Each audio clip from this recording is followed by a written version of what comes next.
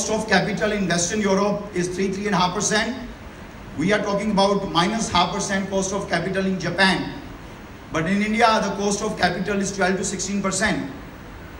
And while in the modern world, you don't need so much capital as in the manufacturing or setting up a resort or opening up an insurance company or a bank.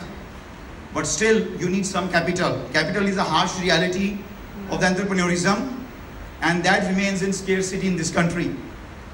So I'm hoping that, while we did not have Tom Perkins, while we did not have 55, 60 years of runway before we could see LinkedIn, Facebook, Google, many other companies coming in, I think there's a very big upside to the entrepreneurism and especially the digital revolution in this country. When I landed here in 2011, the market capitalization of all the public and private internet companies was probably around billion and a half. In my view, it is roughly 30 billion right now, and I'm very proud to contribute 5% of that. And I feel it'll be around 150 billion by 2018 and could be roughly 300 billion by 2020. And just to give you perspective, United States has created $2.4 trillion in digital wealth all in last 22 years. China at peak has created $800 billion in wealth all in last 15 years, from Sina, Sohu to Baidu to Ctrip to Alibaba, of course, and so on. India is roughly 30 billion from roughly 2 billion 5 years back. And as I mentioned, I think there's a huge upside. I also would like to take you to maybe a memory lane in the history that until 1650, India accounted for roughly 35% of global GDP, and right now account for 4% of global GDP. I think digital economy has so much potential in this country that by 2025, you can call, I'm pulling a number from the hat, but I feel India can go back to 20% of global GDP, because that's what the promise is from the digital economy, and that's what is a promise from doing a company in a modern entrepreneurial style, which Mark Zuckerberg did one day, which Bill Gates did one day, which Steve Jobs did one day. So I think that this is what is in India's biggest potential, and I feel very fortunate that I'm part of this for the last 5 years.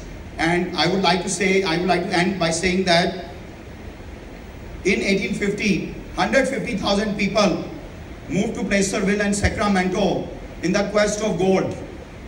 Only 8% people found the gold. But everyone who found the gold, there was one thing common. They were in Placerville and Sacramento. So I think India will have a lot of gold, but you have to be here. And you have to be entrepreneur, you have to fold your sleeves. But I think the reward is very sweet. In the hindsight, for me it worked out in a very big way. But as I mentioned, 8% people found gold. So that's what Indian opportunity is. I feel that it's the first time in 70 years after independence, there's a posturing from the government side that entrepreneurism is good, startup is good. India is a very perception-driven society, but we have learned how to celebrate failures. In the past, the failures were not rewarded, and it was the price was very high.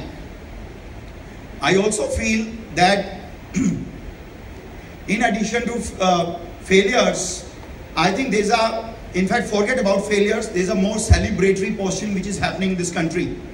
When I started ShopClues, it was very difficult to attract talent, while it was just 5 years back. It was very, very difficult to attract the talent. I could see a lot of great talent. They are graduating from some of the great institutions. They want to be in startup, but now they have this life setup that I'm just graduating, I have an education loan, I think 3 years from now I will get married, and how will I tell my parents or my future in-laws that I work with startup which nobody else heard about it? So it almost served as a I would say hurdle. Another thing is, until 5 years back, we did not have local heroes in the entrepreneur side. While growing up in US, you have hundreds of local heroes. It could be Mark Zuckerberg, it could be Reid Hoffman, it could be Bill Gates, it could be Steve Jobs. In this country, all the local heroes in the business were the ones who were born with a silver spoon in the mouth. But now, this country has produced a lot of local heroes.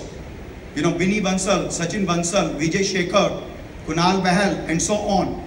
So as this country produced local heroes who come from a typical middle class family, were not born with a silver spoon in the mouth, and did not have a privileged life, but still made it, that is what causing entrepreneurism revolution in this country.